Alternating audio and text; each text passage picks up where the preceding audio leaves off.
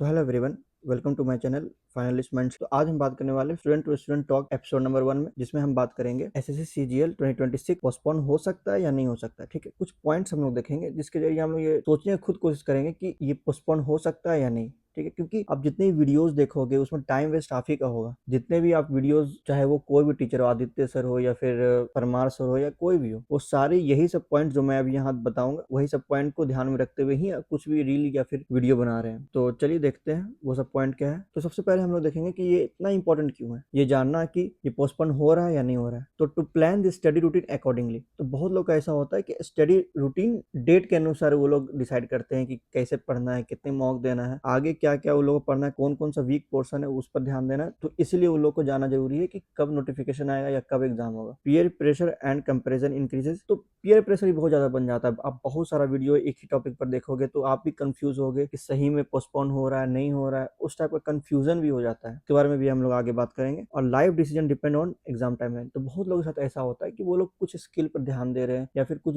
दूसरा एग्जाम पर भी ध्यान दे रहे हैं जो कि पास में आने वाला है। वैसा लोग बहुत कंफ्यूजन में रहते हैं कि एग्जाम कब स्टार्ट होगा, क्योंकि ये बहुत ज्यादा डिपेंड करता है कि वो लोग इसी में तैयारी में लगे रहे या फिर सीजीएल तरफ शिफ्ट हो जाए। तो उसके बारे में भी हम लोग बात करेंगे कि उनको क्या करना चाहिए।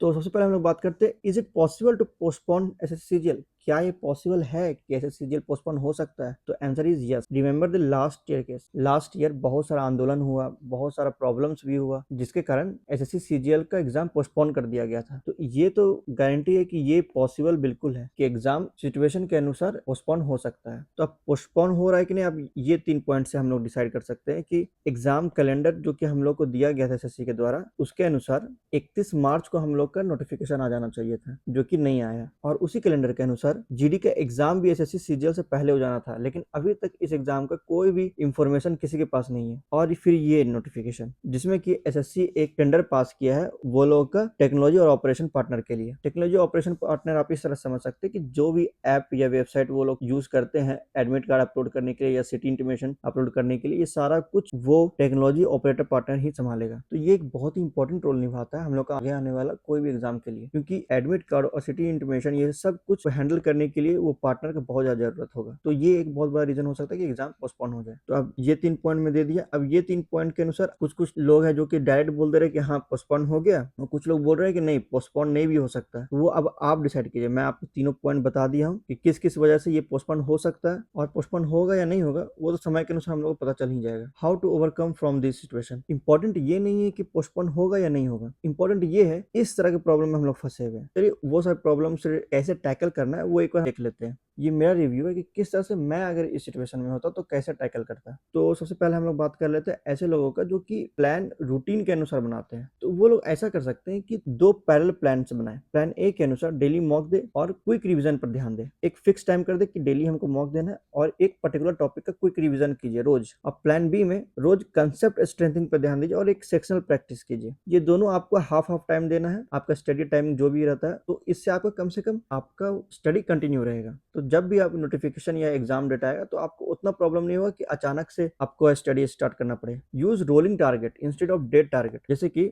Finish syllabus by April. पूरा पूरा सिलेबस आपको अप्रैल में खत्म करने के बारे में अभी नहीं सोचना है। अभी आपको बस ये ध्यान देना है कि 3 चैप्टर अरिथमेटिक का 5 दिन के अंदर आपको किस तरह कंप्लीट करना है, बस। उसके बाद आप आगे का आप सोचेंगे। डेट टारगेट नहीं रखें, रोलिंग टारगेट रखें कि फिर ये 3 चैप्टर खत्म हो फिर अगला 3 चैप्टर। इस तरह से आप कंटिन्यू अपना स्टडी रख पाएंगे और अचानक से आपको झटका जैसा नहीं लगेगा जब नोटिफिकेशन आएगा। फिर अगला प्रॉब्लम हम लोग देखते हैं, peer pressure and comparison increases. बहुत सारे लोगों के साथ ये हो जाता है कि इतना सारा वीडियो एक ही बात पर देख लिए कि पोस्टपोन होगा या नहीं होगा, कुछ लोग बोल रहे होगा, कुछ लोग बोल रहे नहीं होगा। इससे बहुत ज्यादा कंफ्यूजन हो जाता है, पीयर प्रेशर टाइप का बन जाता है। तो इसका डायरेक्ट सॉल्यूशन यही है कि अपना एक्सपोजर को लिमिट कर दीजिए। आप टेलीग्राम के ह्यूमर से बचिए और यूट्यूब का स्पेकुलेशन वीडियो से बचिए जो बहुत ज्यादा स्पेकुलेट हो रहा है। एक फिक्स ट्रस्टेड सोर्स बनाइए, मैक्सिमम 2 से 3, बस। बाकी सबको आप लोग इग्नोर कर दीजिए ताकि आपको जब नोटिफिकेशन या एग्जाम डेट आएगा वो तो पता चल ही जाएगा। आप ऐसा ही 3 रखिएगा जो कि आप पता है कि ये सही इंफॉर्मेशन देगा और सही टाइम पर दे देगा। ऐसा 2-3 रखिए जिससे आपका काम भी हो जाए और ज़्यादा प्रेशर में भी ना आए। Okay, track on your own matrix, अपना सिर्फ अपने मैट्रिक्स पर ध्यान दीजिए, जैसे कि आप मॉक का स्कोर पर ध्यान दीजिए, एक्यूरेसी पर ध्यान दीजिए और वीक एरियाज पर ध्यान दीजिए, जो कि आपको ओवरऑल अपडेट करेगा आपके प्रिपरेशन को। अब life decisions depends on exam timeline. अब कुछ लोगों के साथ ऐसा परेशानी आता है कि वो लोग कोई और स्किल पर ध्यान दे रहे हैं, लेकिन इस कंफ्यूजन में हो गए कि अब एग्जाम होगा या नहीं होगा, बहुत समय बाद होगा या तुरंत होगा। ऐसे लोग क्या कर सकते हैं? Don't put your life on hold. आप लोग सबसे पहले तो होल्ड में मत जाइए कि जब